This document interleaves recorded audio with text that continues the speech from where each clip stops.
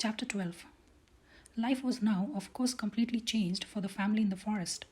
Subha Datta no longer used to cut wood, and the boys also left doing so. Every day, their father fetched food for them all. And now the desire of each one of them is to find out where it came from. They never could do so, for Subha Datta managed to make them afraid to follow him when he went towards the pitcher. Now the secret he kept from his wife, to whom he used to tell everything, soon began to spoil the happiness in the home. The children, who had no longer anything to do, quarreled with each other. Their mother got sadder and sadder, and at last decided to tell Subha Datta that unless he tell her where the food came from, she would leave him and take her little children with her. She really did mean to do it, but something soon happened to change everything again. The neighbors who used to buy wood from the boys and help them by giving fruit and rice heard about father's return and of the wonderful change in the family.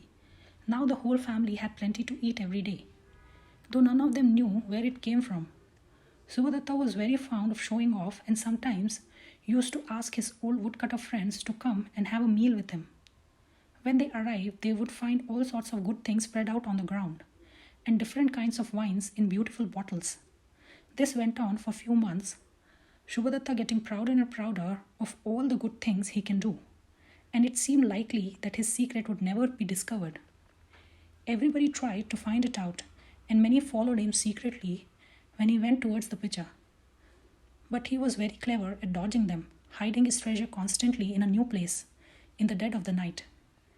If he had only been content with getting food out and just drinking water from the pitcher, all would mostly be well with him. But that was not the case. Till he had his pitcher, he had never drank anything but water, but now he often took too much wine. It was this which led to the misfortune of losing his pitcher. He began to boast of his cleverness, telling his friends there was nothing they wanted that he could not get for them. And one day, when he had given them a very grand feast, in which were several rare kinds of food they had asked for, he drank too much wine, so much that he no longer knew what he was saying. This was the chance his guests wanted. They began teasing him, telling him they believed he was really a wicked robber who had stolen the food or the money to buy it.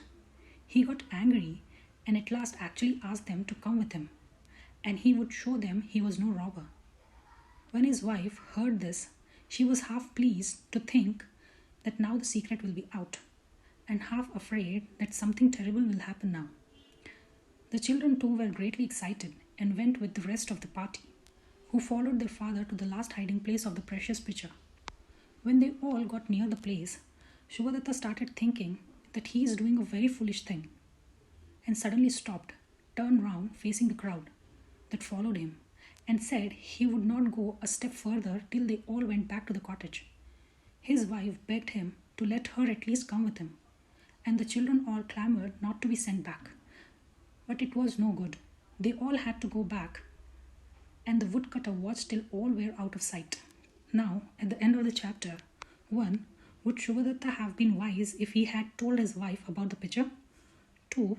Is it a good or a bad idea for the secret to be out? Let me know in the comments.